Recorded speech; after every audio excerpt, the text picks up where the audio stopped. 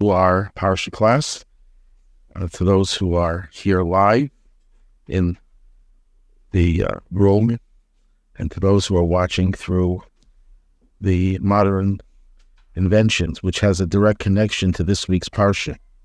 And I'll mention it a little bit later. But let's start at the beginning.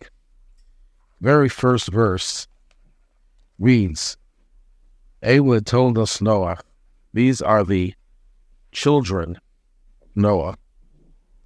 Noah ish tzaddik, Noah was a righteous man.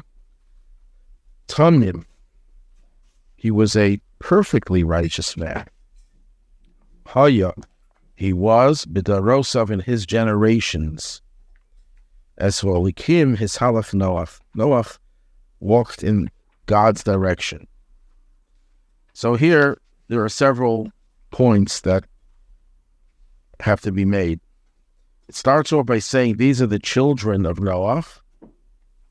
And it doesn't mention his children until the next verse, where it says, and Noach fathered 3 sons, Shem, Ham, and Japheth.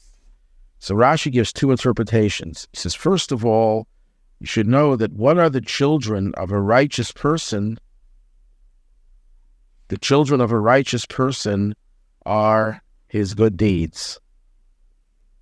So these are the children of Noah. What are his children? He was a righteous man. Those are the things that endure forever. That's the second interpretation of Rashi. The first one is a little simpler. That when you mention the name of a good person, of a righteous person, you should bless him. You should praise him. Zefer Tzaddik, there's a verse, it says, Zefer Tzaddik Livracha, the memory of a righteous person is for blessing. When Torah mentions Noah, it tells you he's a righteous man. So the Rebbe once asked, when the Torah talks about Abraham, it doesn't praise him after it mentions his name. So the Rebbe answered, the entire book of Genesis is his praise. Noah doesn't get that much praise in the text. So you have to mention it. You have to say he was a righteous man. But Abraham, you don't have to even mention it. You can just see in his life's work that he was a righteous person. Now it says here, he was a perfectly righteous person. If you fast forward to a verse where God speaks to Noach in chapter 7, verse 1, God says to Noach, come into the teva, to the ark, because I saw that you are a tzaddik. What does the word tzaddik mean? Righteous. Doesn't say perfectly righteous. Here it says tzaddik tamim, a perfectly righteous person. But when God speaks directly to Noach, he leaves out the word perfect. So Rashi says, from here we learn that when you praise a person to his face, you only say some of his praise. But when you talk about a person not in his face, you should say it all. That's a simple understanding of that is that when you're talking to a person directly, you don't want the person to become arrogant and, well, I'm such a great person, I can retire now, I don't have to do anything more. I'm perfect. But when you're talking about the person to another, why should you skimp on his praise? Why should you deny other people the knowledge that this person is so special? Human nature is usually the other way around. Human nature is when you talk directly to a person, you try to flatter him. Oh, you're the greatest. You're the most wonderful. When you talk about him to someone else, nothing to write home about. He's a nice guy, but, not perfect. And here we do just the opposite. When to a person in his face, don't flatter him. You could say his praise, but not all of his praise. When you're talking about him, then you say all his praise. But there's also a deeper dimension to that. And I'll just illustrate that with a story in the Talmud.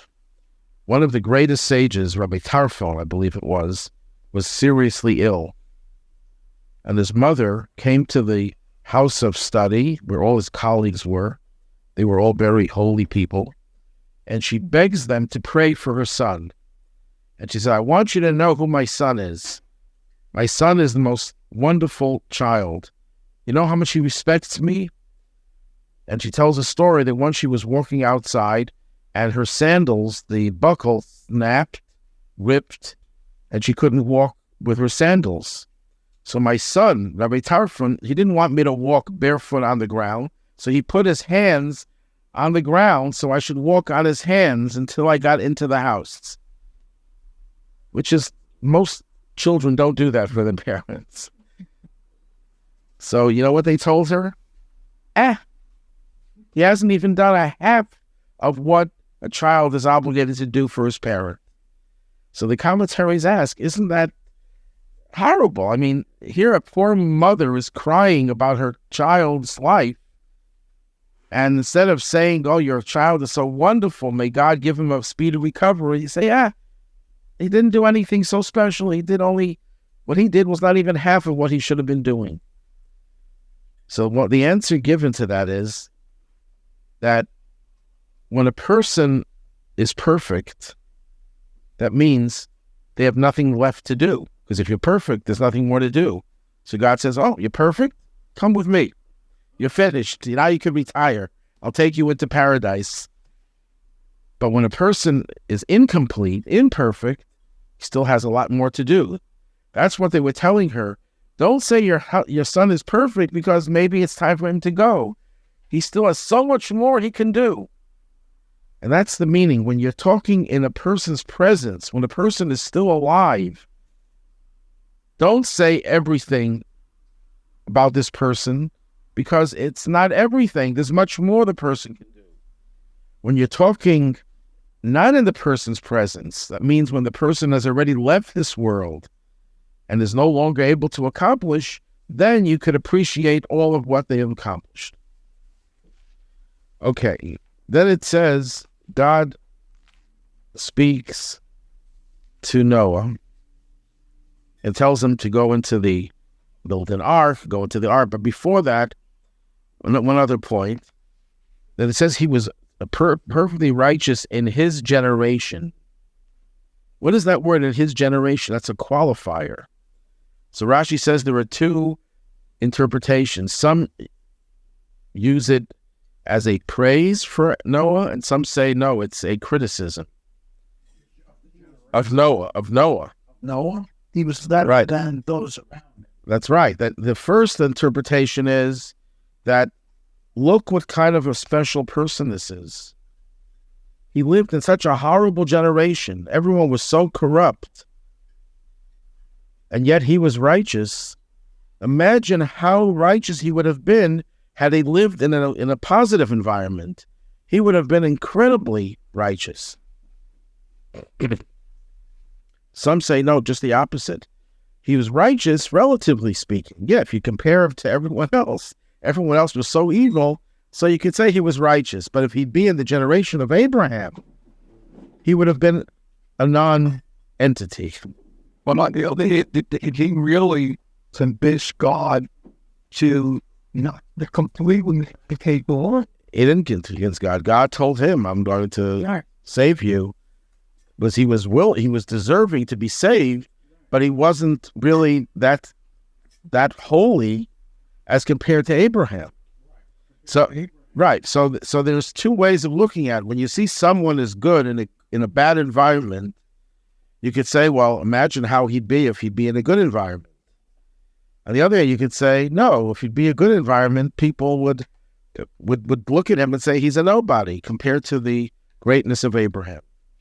So the Rebbe asked, why would we want to interpret Noah's righteousness in a negative way? Why would you want to minimize his greatness? The Torah is trying to tell you how good he was, and we're trying to find ways of minimizing it.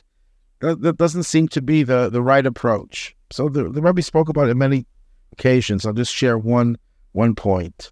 Not a simple explanation, but based on the Baal Shem Tov. God tells Noah, Bo el Ateva, come into the ark. But later on, after he tells him to build the ark, he tells him to come into the ark. That's in the beginning of chapter 7. God says to Noah, come into the ark, you and your whole family. Now, what does the word ark in Hebrew? Teva. Teva means a word, right? A word. Why is an ark called a word? Because what is a word? A word is a structure that contains a concept. It houses a concept. You say the word world. World is a concept. Whatever word you use, it represents a concept. So a teva, which means word, also means, which means an ark, also means a word. Because an ark is a large structure that contains whatever it is that you put in the ark, and same thing with a word. So the Baal Shem Tov said that whenever there's a flood in the world, whenever there's destructive influences in the world, which is almost always, until Mashiach comes, how do we protect ourselves? How do we secure ourselves? Bo el teva, we go into the word. What is the word? So Baal Shem Tov says two types of words that we have in Judaism. We have Torah and prayer. They both use words. The difference is Torah are God's words, prayer are our words that we use to communicate with God. But both Torah and Tefillah are contained within the word Teva.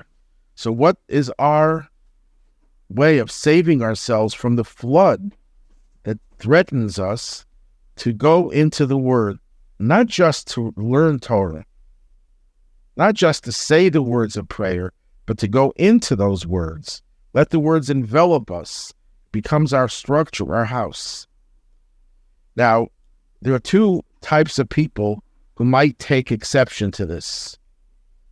One person is a very high-level individual, someone who's very spiritual, someone who is very moral, and he could say, you know what? That's not for me. I'm above that. I don't have to save myself. I'm not vulnerable. I'm impervious to the influences of the outside world. There are people who feel that they're good people and they could venture into the world without any protection. So that's what the sages say. Let's interpret Noach in a positive way. Even if you're at a holy level, you still have to go into the ark. You still have to go into the words of Torah and Tefillah. Isn't it a little arrogant?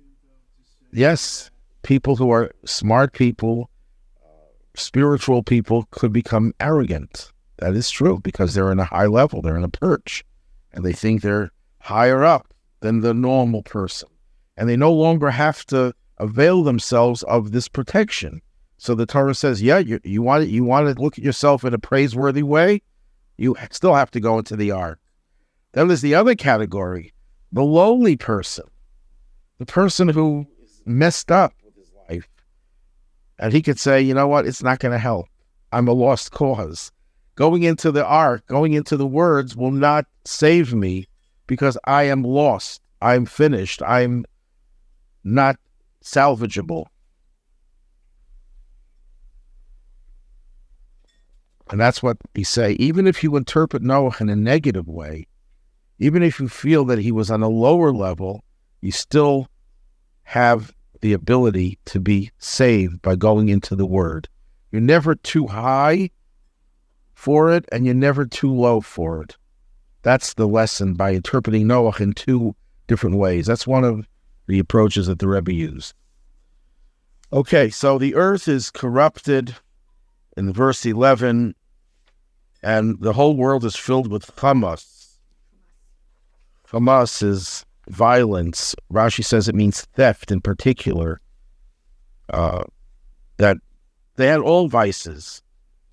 They did everything wrong. They were immoral in many ways, but the theft was the finishing touch. That was the final straw that broke the camel's back. The theft, the dishonesty. But if Hashem in Hashem's consciousness, even before Adam knew that this was going to curb the matter. Sure. So wouldn't it be that Hashem felt that it was important for it to happen.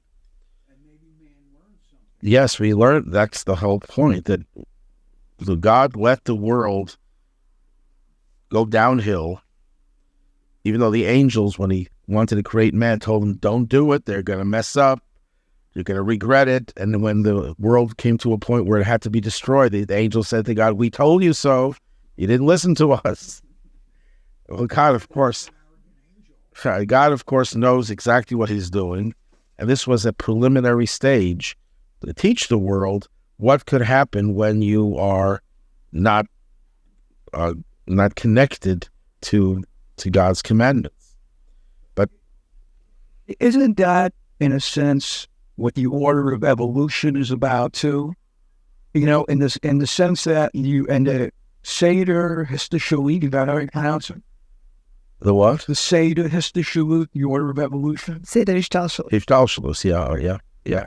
In that, the world's become increasingly concrete, starting from abstract, going to more concrete.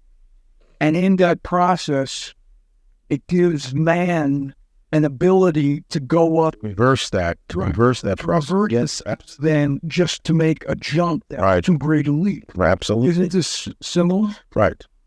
Well, getting back to the world was corrupt in every way, yet Rashi says the decree was sealed because of theft. Theft of what? What? Pervasive theft? Pervasive theft. Now, there's a medrash that says that people would steal less than the value of a pruta. A pruta is the smallest denomination, like a penny today. A penny today is probably not even worth a pruta, but let's say a dime or a quarter. So they always made sure to steal less than that. I was visiting a prison years ago, and there was a guy there who was in for a few years. Why? Because he was able to hack into idle accounts in the banks, rich people who had accounts that haven't touched those accounts in years, so they probably forgot about those accounts, and he hacked into them and took the interest only from those accounts, and it made over $1 million. And when he was caught, the people were grateful to him. They didn't want to press charges. They said, because we forgot about these accounts. Now that we know about them, we're better off. But they put him in jail for 2 years, and they let him work on the computers, and he hacked the computers at Albany. Then they wanted to let him out early on the condition that he never touches a computer again, and he refused.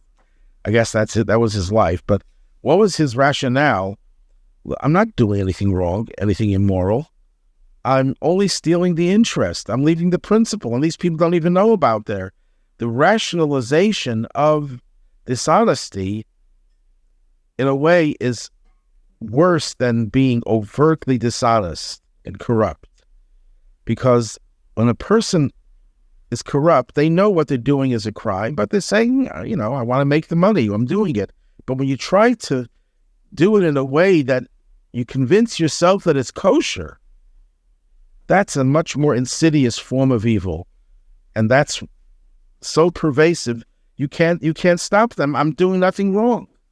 What did I do? I stole. Someone goes into Walmart, and the owners of Walmart have what to put on their table for Shabbos if they kept Shabbos. So a guy goes in there and he steals something worth $3, and you're a poor person. You say to yourself, is that going to cause anyone any harm? Is there anyone who's going to feel that they are deprived because I stole something worth $3? So you justify it. That's worse than the person who goes in there and steals $1 million from a bank.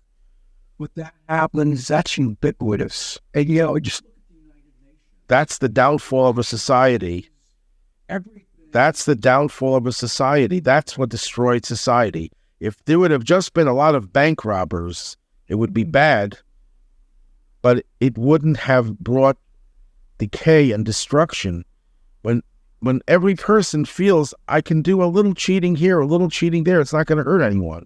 So I once heard a philosophical argument against that rationalization, that anything that if everyone would do would cause harm, then if anyone does it, it's wrong. That's the argument. If everyone stole $3 from Walmart, Walmart would be out of business. Okay? But that's still not the right approach. Even if I'm the only person in the world who steals the $3 from Walmart and no one else would do it, it's just as wrong as if everyone else would do it.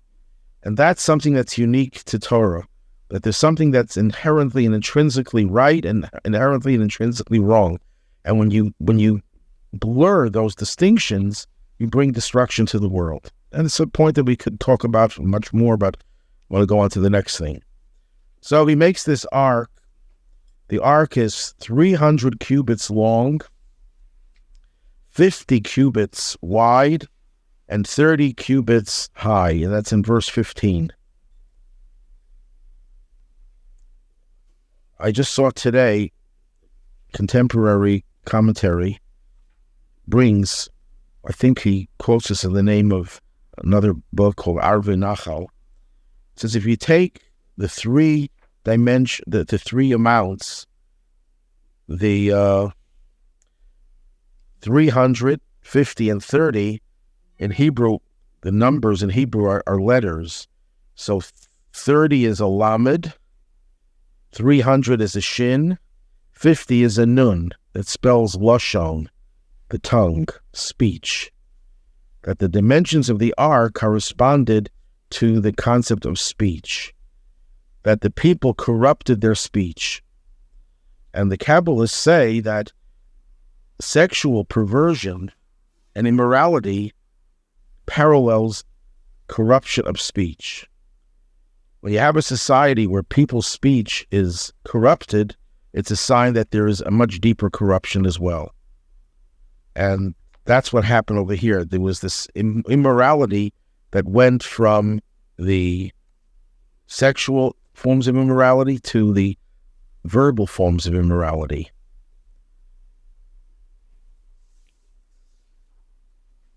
There are 3 different levels that had to be made. Why 3 levels?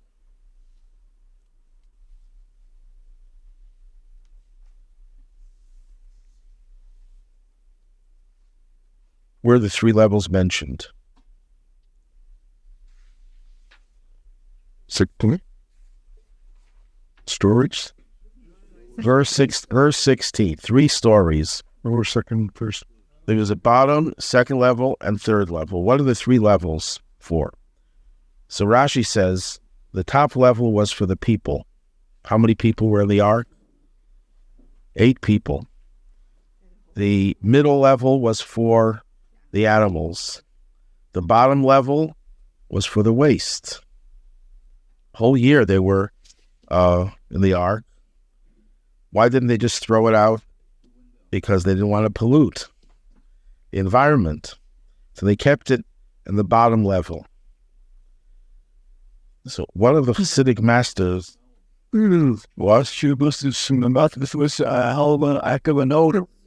the Hasidic masters explains, since we know that the teva of the ark is a metaphor for prayer, he says prayer also has 3 levels.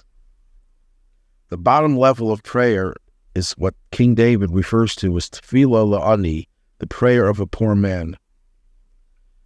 What that means, a poor man, not just financially poor, but a person who's spiritually and morally poor, is someone who's in the dumps, someone who reached the bottom, someone whose life is destroyed and cannot pick himself off the ground and thinks that it's hopeless and there's no chance of him ever redeeming himself.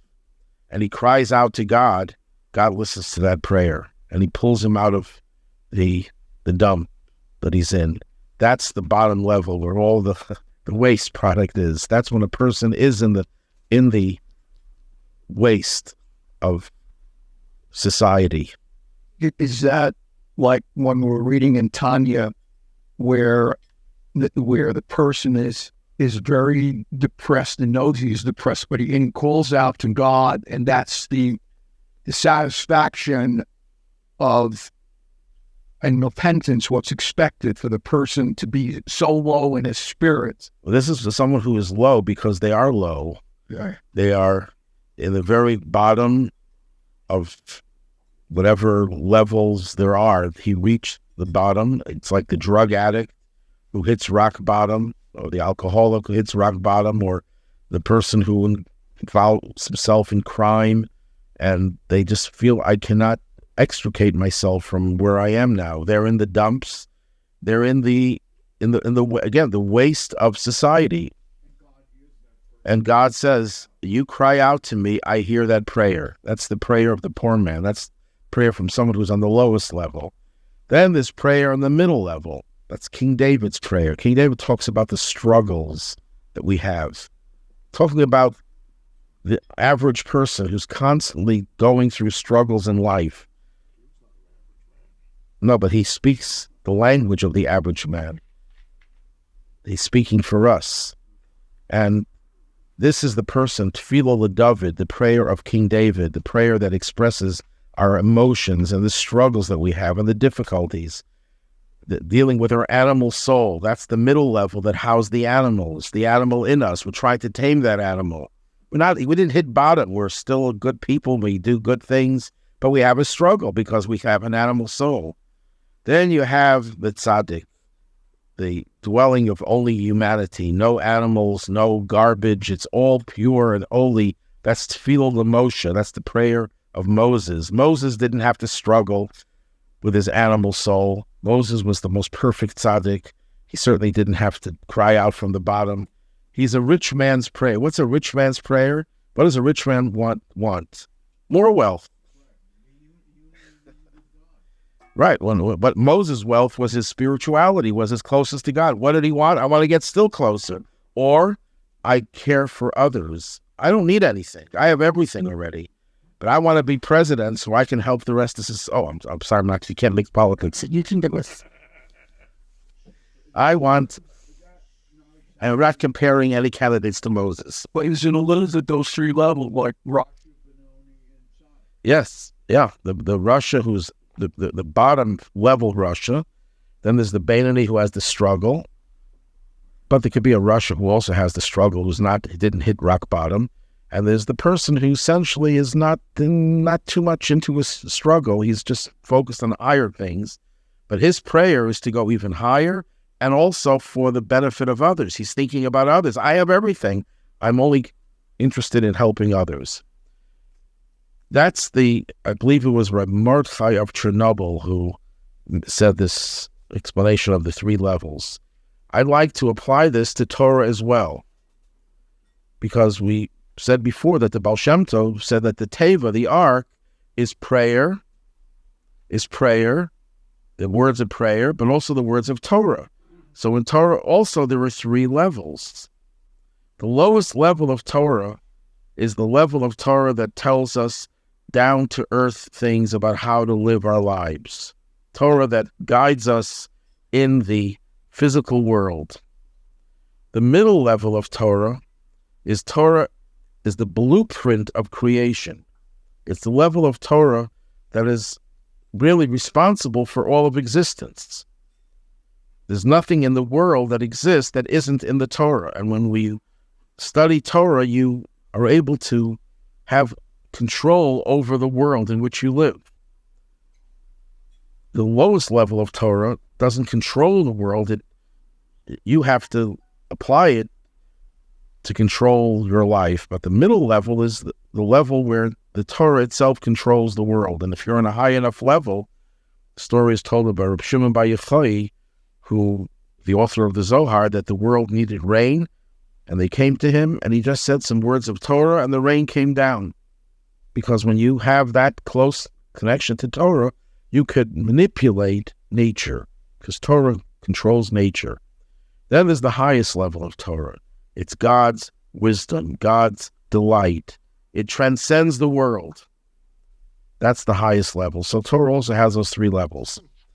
Okay, let's go on. I'm going to cover some more ground. So Noach builds a teva. How long did it take him to build it? And who built it? Who built it, the ark? Noach alone. He didn't call up a shipyard and say, I need a boat 300 by 50 by 30. He didn't even enlist his own kids in building it. He didn't hire workers. God told him, you build the ark. So how does an old man at the age of 500 approximately, how long does it take for a 500-year-old man to build an ark? It took him 120 years. Why did God make him build an ark for 120 years? If he had hired workers, it would have been in maybe a year or two. Democratic make work strange. Well, he couldn't get a permit. Environmentalists said, you can, right? And then the zoning laws. Right. So the answer is, as you just said, God wanted him to get people to arouse their curiosity. Why is this old man building a ship? It's something. Why is he building this ship? And the answer, he would tell them, because God is going to destroy the world. And this was supposed to encourage them to do tshuva, to repent. Did it work? No. Not one. Not even one person in 120 years of effort changed their ways. Otherwise, they would have been included in the ark. What's going on over here? So there are those who say, and this is based on the Zohar, that Noach was really responsible for the flood. The flood is named after him. May Noach, the waters of Noah. Why? Because he didn't pray for the people of his generation, the way Abraham did, or the way Moses did. So the Rabbi explains, why was he not effective? But he did work 120 years building an ark, and he's definitely told people what he's doing and why he's doing it. Why was he not effective? So the Rabbi said, because he did it because God told him to do it. There was no empathy. He wasn't doing it because I care for the people. He did it out of, well, God commanded me to do it. Wants me to build an ark? I'll build an ark. 120 years. Very righteous man. But that's not enough to be righteous. You have to care about the people who you are given the responsibility to care for. And that he didn't have. But we shouldn't put Noach down even because of that, because the world wasn't ready for an Abraham. The world wasn't ready for a Moses. This was an early stage of the world and its development. So even the righteous Noach couldn't develop that empathy that would be needed to change the world. But if Noah was the most righteous up until that time, and Noah obviously lacked conceptual idea of what empathy is and what caring for your fellow man is, it sort of says that humankind changed after the flood. Yes, it did. That we evolved into something. The flood did not only punish people, it also cleansed the world. The flood lasted for 40 days.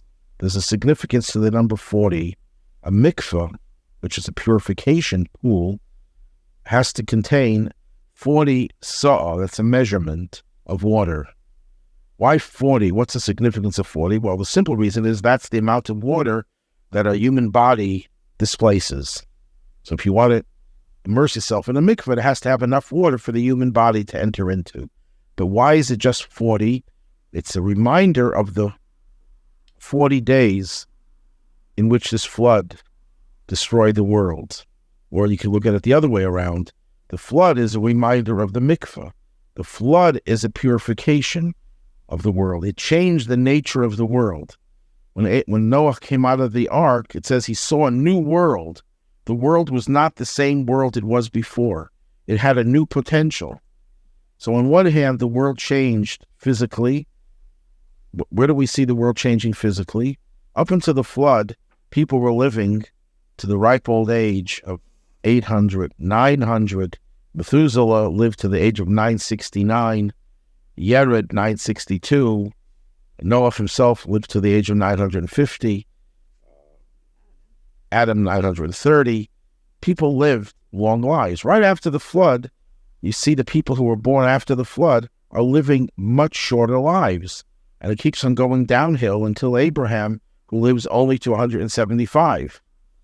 And then it goes down. Jacob is 147. Joseph is 110. Moses is 120. And it keeps on going down until the average age became 70, 80. That's what King David talks about, which has been, I think, more or less stable throughout history. It's only now that we're seeing it changing because they're getting closer to Mashiach. We're seeing longevity.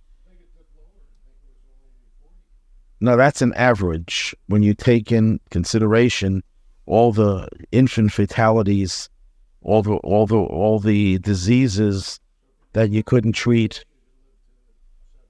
Right. If you go through most of the rabbis that we know of in the Middle Ages, most of them lived to around 70.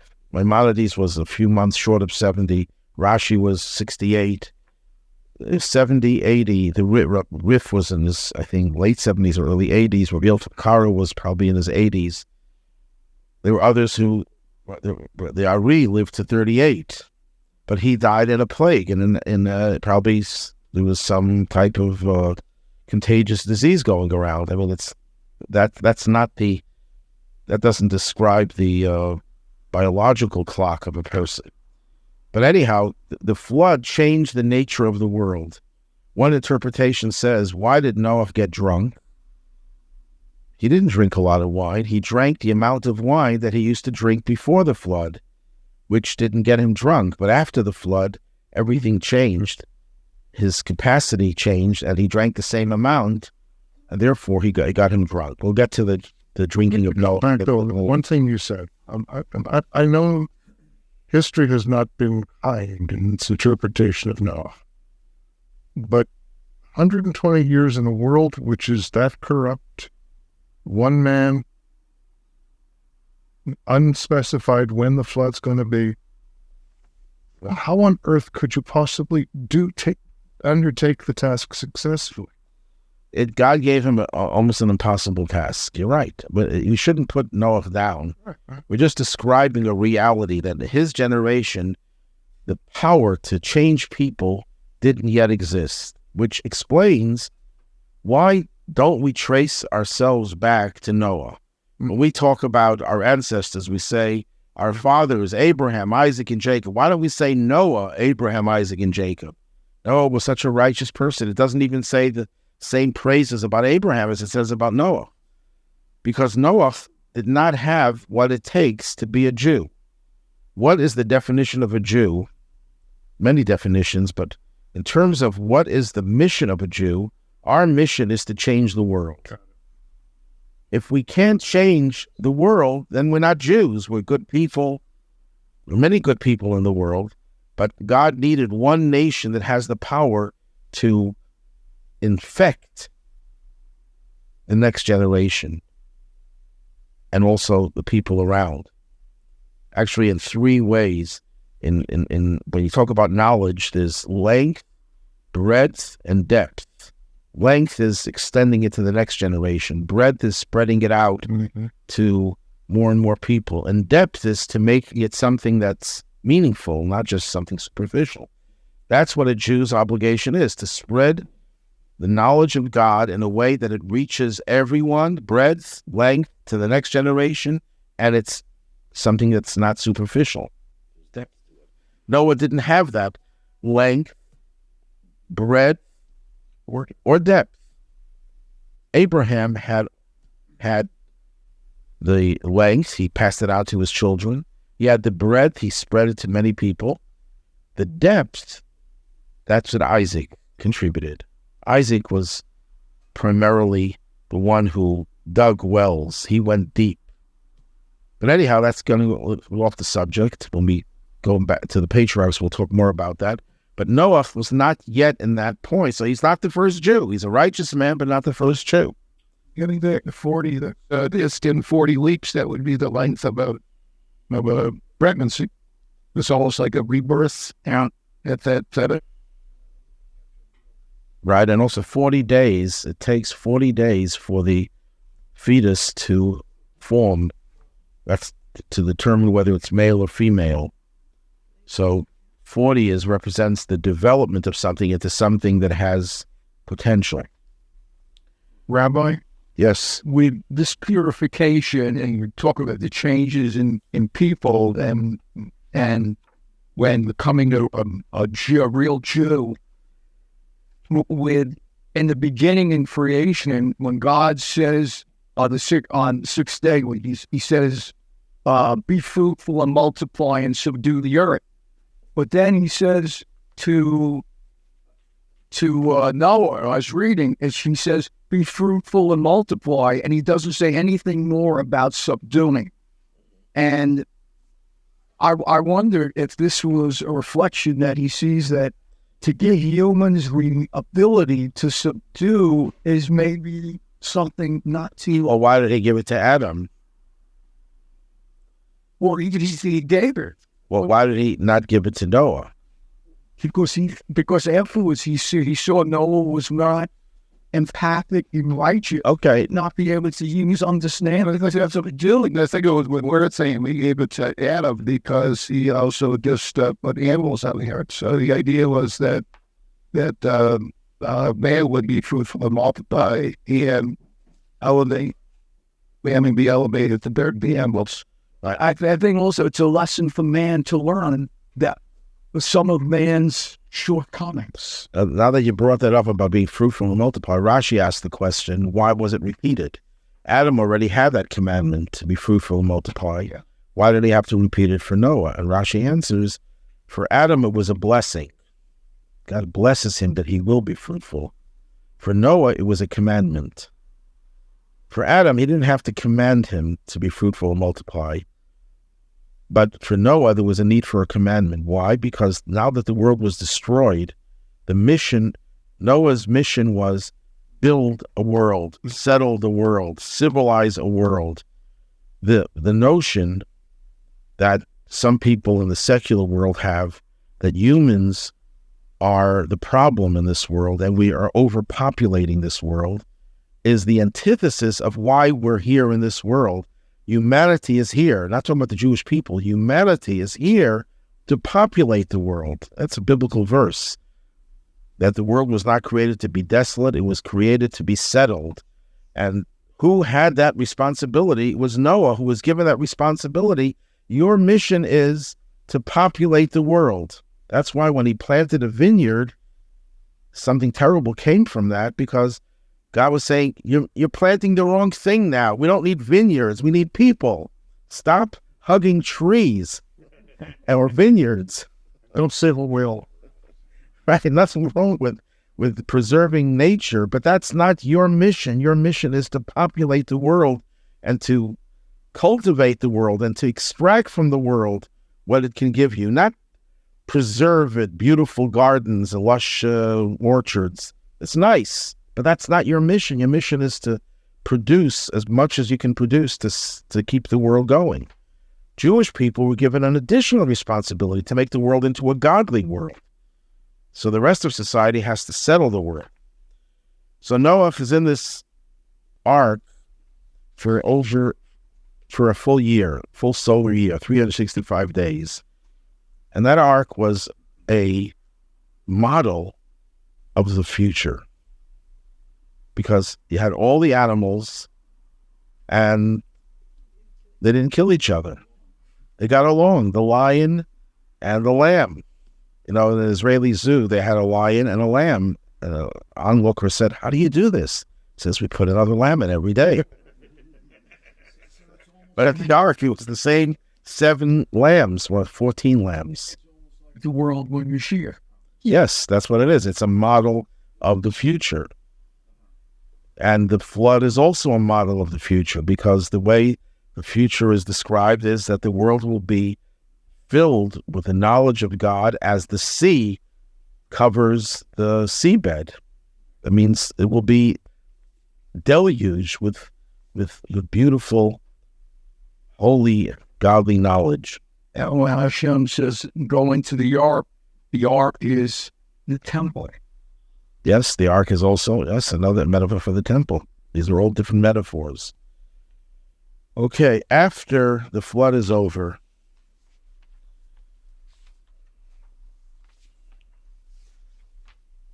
God commands him to go out of the ark.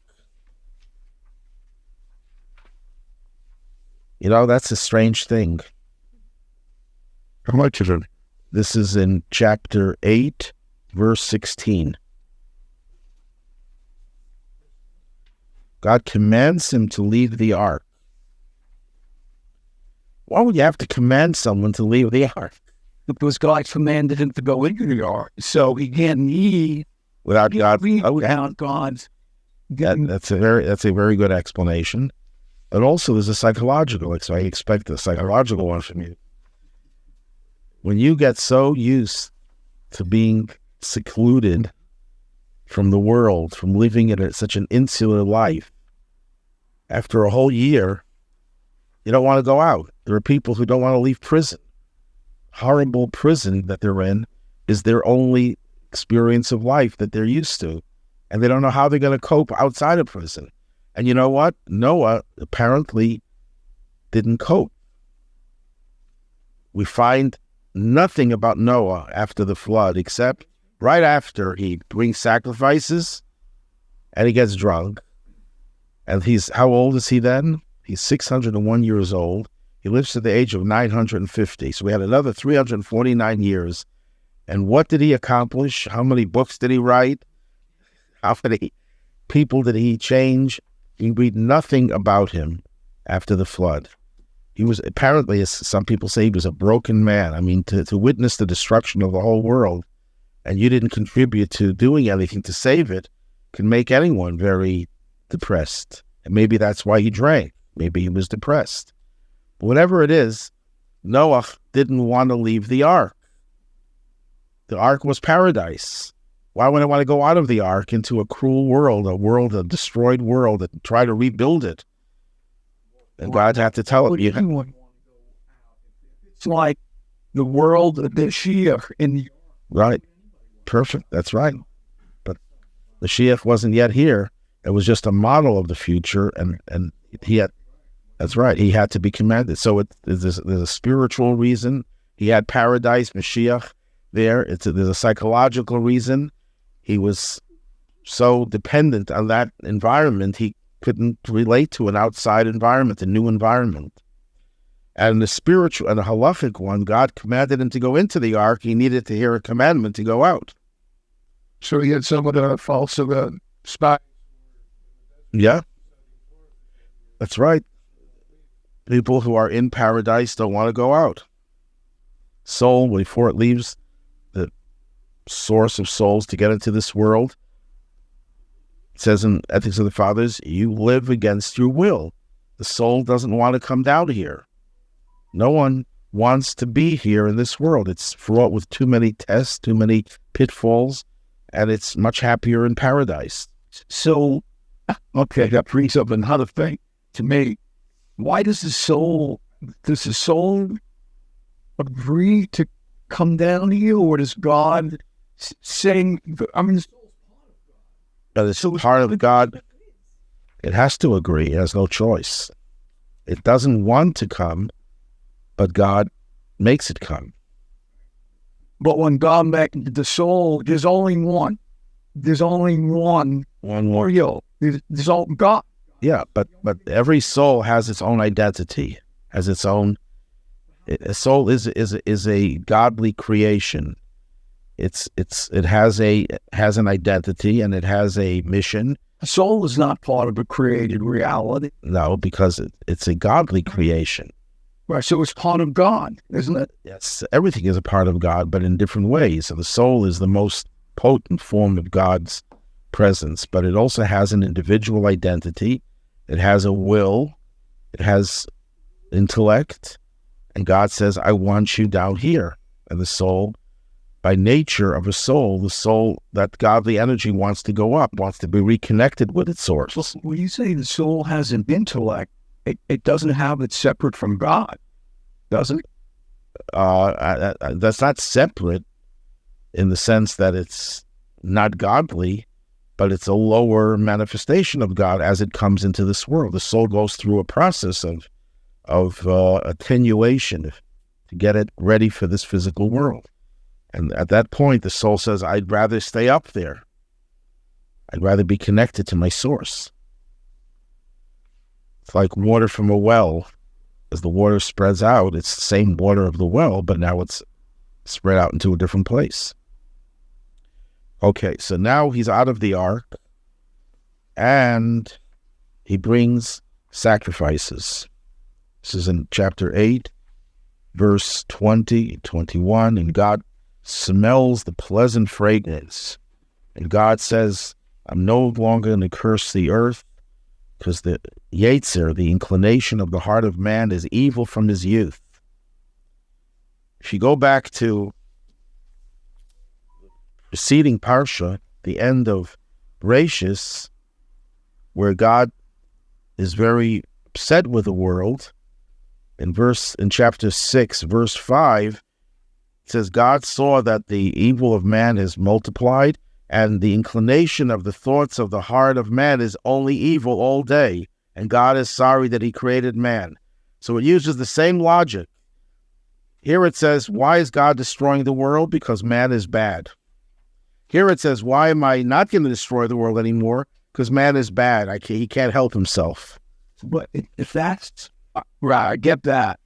But Jews don't believe in original sin. And it almost, to me, that sounds like we're talking about original sin. No, we're talking about what happened to man. Man became evil. Man became so corrupt that his thoughts are to do evil. And that's a reason to destroy the world. And here, God says, you know what? I can't blame man, because that's how he is by nature. Now we're touching something that's long bothered. Great. Sounds endless, the nuances. Not very deep. God seems to be surprised. Continue. God was all enough. Saying this. God is all. Well, these are all metaphors. These are not to be taken that God literally has these emotions. But what we're saying is that God is now changing his thought process. If I tell you, you know what, I'm going to expel you from this class because you're asking too many questions. Then you bring me an apple, and I say, I'm going to give you a special prize because you're asking so many questions. That's but I'm learning to deal with. Right. The same, and the fact that God works out, and the fact that God has to learn how to deal with this creation. In other words, that his creation surprises him or challenges him. That somehow the creation is putting something in front of him that he didn't know, that he has to adapt to. That has long vexed me. In God the All-Knowing, but the literature right in front of us says he's stumped by it. He's acting as if he's stumped by us. He wants to give us more sense of we have power to change things. We find a similar thing later on. Why does God want to destroy the Jewish people? Because they're a stiff-necked people. And then when God forgives them, he says, they're a stiff-necked people. What do I want from them? If you have a certain... It's to the Jews. At first, at Noach, he destroyed everybody. He actually... Yeah, he was annoyed with mankind. Right, but Noah brought the sacrifice that changed God's thought processes. What this tells you is that logic is not absolute. Logic can go... The same argument could lead to two opposite conclusions. People who believe in the absoluteness of logic, the only thing that's absolute is God, not logic. Two people could have opposite views about things, and they're both cogent, both logical, and the other guy's wrong. And each side is brilliant, and each side is convinced that he's right and the other one is wrong. Logic is based on the physicality of this world. Of the cause and that process. So you have to have, specific axioms. Logic may not hold in God's world. It holds in this world because God created logic to have a certain amount of credibility. But ultimately, logic can be manipulated by something that's higher than logic. So here, before the flood, the evil of man, the intrinsic evil of man, is a reason for his destruction. After the flood, when Noach brings this pleasant sacrifice, Noach is eliciting a deeper connection that the world has now with God. And from that vantage point, the logic turns into a benefit for the people. Because they have weaknesses, God says, I understand them. What do I want from them? When you're dealing with the world from the perspective of God's harsh judgment, the worse you are, the more punishment that you need. When you're looking at the world from the vantage point of God's compassion, the worse you are, the more compassion. And the more you say, well, what do I expect from them? That's to teach us a lesson also, that if you're looking at the world through limited eyes, you'll see the negative and you'll act accordingly. When you look at the world through the eyes of compassion, which is a deeper part of your personality, you'll see that even the negatives are not as harsh as they seem, and you'll have more compassion for the world. We read in Tanya, isn't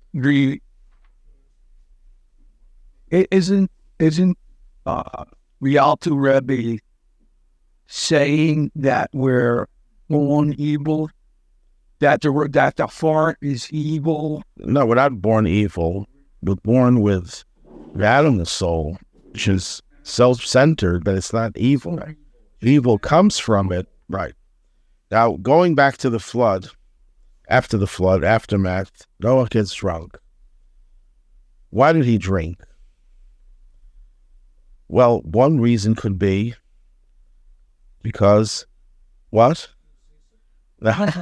He was celebrating his survival, his salvation.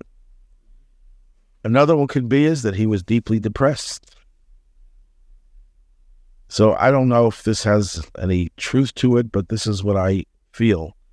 How do you know the difference between a person who drinks because they're happy, a person who drinks because they're sad? He was alone. When they're sad, that they drink, they stay sad. When a person is happy, but also, how can you tell externally when a person is happy? They want to share their happiness with others. They bring in others. They throw a party, and they get together and they open up to others. When a person is depressed and they drink, they want to keep to themselves. They withdraw. Apparently, from the story, we see that Noah was alone when he drank, because later on, when he exposes himself, one of his sons sees it and tells the others. Obviously, they didn't know that he drank and that he got drunk. They happened to chance upon him. So it seems that Noah was all alone when he drank. So that's a sign that Noah was really down. He was mourning. In the Talmud, it says in the olden days, they used to give a mourner about 12 cups of wine until they got too drunk. So they reduced, I think when they made 14, they reduced it to 12. I don't remember the exact number. It's in the Talmud. But Noah obviously was not in a happy mood. Maybe even before that, right? Because he supposedly built the ark by himself for 120 years, and how did you know if it was... Well, it doesn't say he got drunk, because the ark was built pretty solidly. If a drunk was building the ark, he would find a lot of gaps in it. Is there any indication that his children had problems? I mean, one of them did. One of them had a problem. Ham. What happens? He exposes himself, and Sam sees it. His son Canaan reports it, and his two brothers, Shem and Japheth, walk backwards, and they cover their father. And when Noah finds out what the other son did to him, that he embarrassed him, according to the Talmud, and Rashi quotes it, he didn't just look at his father's nakedness. Either he sodomized his father or castrated him. Those are two opinions. Because you don't curse your son for seeing you naked. Noah, a righteous man, is going to curse his own child because he saw him naked? No, he did more than that. But why did he castrate him, according to that opinion? Because Ham said, look, Adam had only 2 sons, and they couldn't split the world up amongst them. The world was too small for the 2. My father has 3 sons. Do we want him to have a 4th son? So he actually subverted Noah's new mission to populate the world. And he would have started to do that, but his son, undermined that. But before we get into the curse that he gave, it says in the Torah that the 2 brothers walked backwards and they didn't see their father's nakedness. So the Rebbe asked, that's redundant. If it says that they walked backwards, obviously they didn't see his father's nakedness, because people usually don't have eyes in the back of their head. So why does it have to say they didn't see the nakedness? So the Rebbe answers, when you see someone's degradation, someone's negative behavior, what do you see? Most people see the negativity. When you see negativity, you're looking in a mirror, the Baal Shem Tov says, because you have that negativity, so you see it in others. So then what are you supposed to see? If you see someone drunk and exposed, what are you supposed to think? Oh, this guy is a. You're supposed to think, what can I do to help cover that person? How do I help the person? If the compassion, the what can I do? What is my role now in doing something to help the person? You don't see negativity, you see challenge. Then it means that you yourself don't have that negative trait in you. That's why it says they went backwards, that physically they didn't see their father's nakedness, but also in addition, they didn't see their father's nakedness. They saw their responsibility to cover their father. They saw this as an opportunity to do something good for their father, not the negative. Then what happens? Noah curses Ham's son, Canaan, that he should be a slave to his brothers. Why did he curse him to be a slave? Because in law, that when a Jew owned a slave, in biblical times, slavery was permitted. And I don't want to go into the whole subject of slavery, because the argument against slavery is a very good argument. No person should ever be owned by another person. But the problem is that slavery still exists, not just in Africa or in Saudi Arabia, but in America. We just call it by different names. We know how to sanitize things. We call it compulsory education. We call it prison. We call it conscription in the army. Or even if you enlist in the army, once you enlist, you're a slave. We just find nice names for different things, and we accept that there is a need to have certain types of compulsory service because children can't be trusted. Even up to the age of 18, you can't trust the child. The parents have total jurisdiction. So anyhow, I'm not going to go into why the Torah allowed slavery then, just to say that slavery has always been part of society. And thank God, little by little, we're weaning ourselves off of it, because slavery is not a positive thing. But why did he curse them, the son and his son Canaan, to be slaves? Because and it's an interesting thing, before I answer that, if you owned a slave, how does he go free? If you take out his eye or his tooth, if you affect his mouth, his speech, or his vision. Sure. Why? Because Ham saw his father and he told it to his brothers. Because he used his eyes in the wrong way and he used his speech in the wrong way. And that's what led him to become a slave.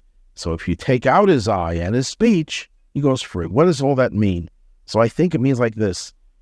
We're all slaves, whether we recognize it or not. We're all slaves to something. Mm-hmm. But the biggest slavery, what is slavery? Slavery is dependence on others. I can't live my life with my own devices, with my own perceptions.